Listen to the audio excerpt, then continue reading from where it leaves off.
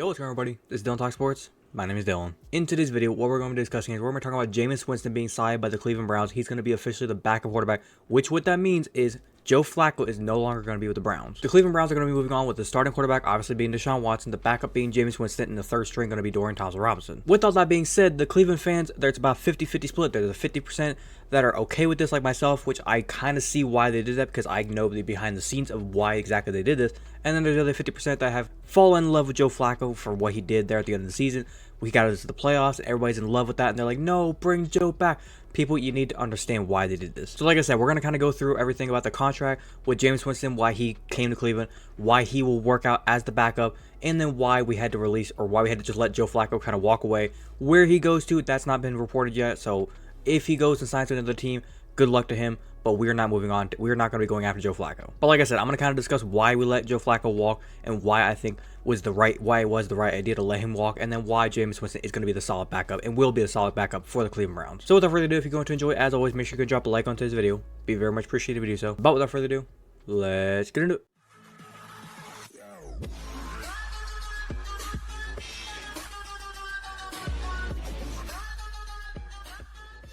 Okay, so as you guys know, like I said, Jameis Winston is going to be officially the new backup for Deshaun Watson. He's going to be replacing Joe Flacco. Obviously, as we know, Joe Flacco had an amazing, and I want to say this first, Joe Flacco had an amazing final 5 games there with us for the Cleveland Browns last year. He was amazing, averaged about 323 passing yards per game. He did fantastic. But Jameis Winston signing with the Browns was the right thing. I believe it's like 1 year, $8 million contract from what I've seen online. I don't know the exact logistics of the contract, but that's kind of what I've heard. Now, looking at Jameis Winston's career as kind of a whole, he is a solid quarterback. I think people need to realize that. I realize we haven't seen him actually on the field in a couple years. And the time when he was on the field, he was very up and down in his last full stint as a starting quarterback. He obviously had a very bad ride. 33 touchdowns, 30 interceptions there with the Tampa Bay Buccaneers. It was a very, very off-putting performance, if you ask me. But a couple things you have to remember. He was a #1 overall pick in 2015. He did sit behind Drew Brees for a couple years. He learned from the great Drew Brees. Then he got a couple years to kind of sit and develop. He was a starter there for a few years after Drew Brees retired. Then he got to start.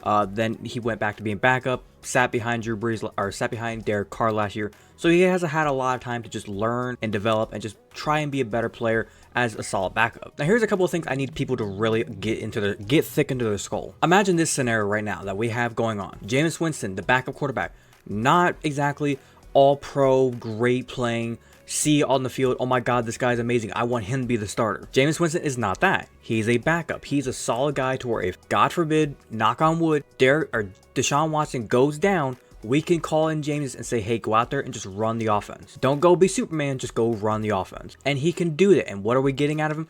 It's a 1-year deal. We're just getting a good, productive quarterback out of that. And he understands coming in. Jameis Winston knows is coming in that he is a backup.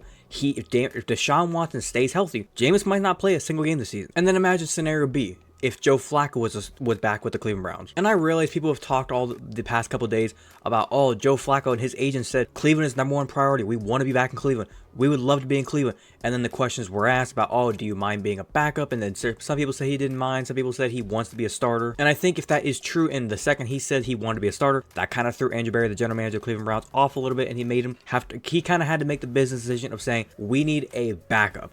Joe, if you wanted to be a backup, you would be probably the best backup in NFL history. But here's the thing. We need a backup. The way he played last year, he showed that he can still play in this league at a high level as a starter. Now, 2 things I want to kind of cover with that. Number 1, do I think he can be a starter in this league? Yes, I do, in the right system. The way the Cleveland Browns system operated last year was fantastic. It was play action. He had a pretty good run game with Jerome Ford, Kareem Hunt. Everything was kind of moving. Kevin Stefanski got a very creative mind there at the end of the season. He had to get creative with the way Joe Flacco was playing. He pretty much realized I can throw everything in the kitchen sink at other teams' defenses. You had good weapons in Amari Cooper and David Njoku. You had guys everywhere. You could basically just run anything you wanted. Joe Flacco was just flicking the arm out there. With the way the defense was playing, he could pretty much do whatever. He could turn the ball over and it didn't matter. And I think that's kind of what we've seen Jameis Winston in the past. The problem is he never had a good defense, so his interceptions kind of hurt some teams. Now, like I said, with Andrew Berry, the general manager of the Cleveland Browns, making a business decision. If he would have brought Joe Flacco back, and the very second Deshaun would have started to struggle a little bit, Cleveland fans would have started calling for Deshaun's head and said, we want Joe. We want Joe. And I don't think the Cleveland front office wants that. They want everybody to buy into Deshaun and say, yep, Deshaun's our guy, we stand behind him, we're going to be for him. Cleveland has had too much controversy and drama around the franchise for many, many years, decades, We want that all to just be ceased. The franchise and the front office want everybody to be behind Deshaun. Deshaun's the guy. We have all this money tied into him. He has to be the guy. If you brought Joe Flacco back, and even if he had the same deal as Jameis Winston, the 1 year about $8 million, and you said, hey, cheap deal, let's make it happen, you just be the backup. Eventually, like I said, the second Deshaun, even if it's week 8 or week 4, week 1, if it's week 1, the very first interception that Deshaun throws, boom, you're going to hear the crowd. What the fuck we paying for? Get Joe Flacco out there. And it's kind of funny how fast Cleveland fans would kind of flip, because last year, I remember whenever Joe Flacco was throwing 3 interceptions in that Chicago Bears game, I didn't see anybody flipping on him. We stood behind him to the very last second, and I think it was because of the past couple games. We saw him throw interceptions, but he still somehow led us down the field and got us some wins. Now, ultimately, like I said, this was the right decision. Right decision. It keeps the drama out of the building.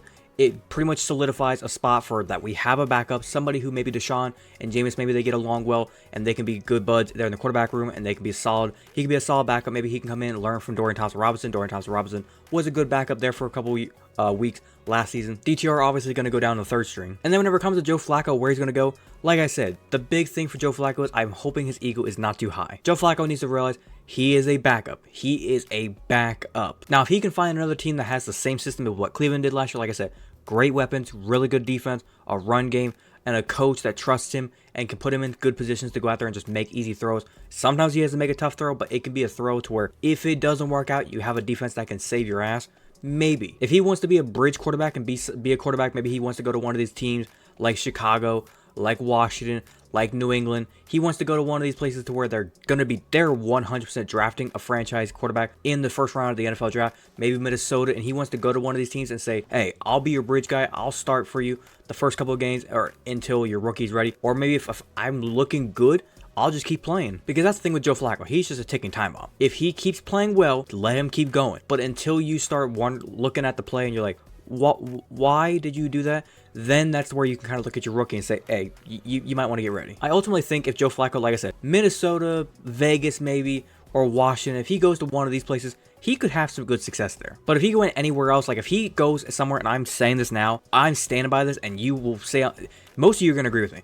If Joe Flacco goes somewhere and he signs like a contract, like a 3-year, $50 million contract, something more, exceeding more than anything annually over like $10 to $15 million, that team is going to look fucking stupid after the season's over. That is a contract that Joe Flacco does not deserve. If you want to give it to him, you're going to look stupid. But like I said, in the Cleveland Browns case, Jameis Winston, great choice. Could they have gone somewhere else? Could they have gone maybe a different route? Like I wanted Jacoby Brissett, but he ultimately went to New England. He went the New England route. He went back to New England where he kind of started his career. Good for him, but I kind of wanted to have Jacoby Brissett because from what we saw in the system, he did really good in our system. But as a Browns fan, I think we'll roll with Jameis Winston, and I like the decision. But other than that, I think I'm going to wrap it up there. Hopefully you guys did go and enjoy today's video. If you did enjoy, as always, make sure you can drop a like on today's video.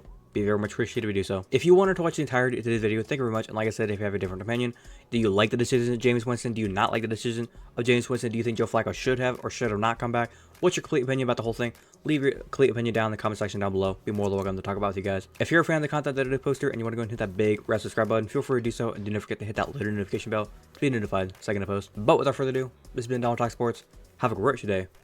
Peace.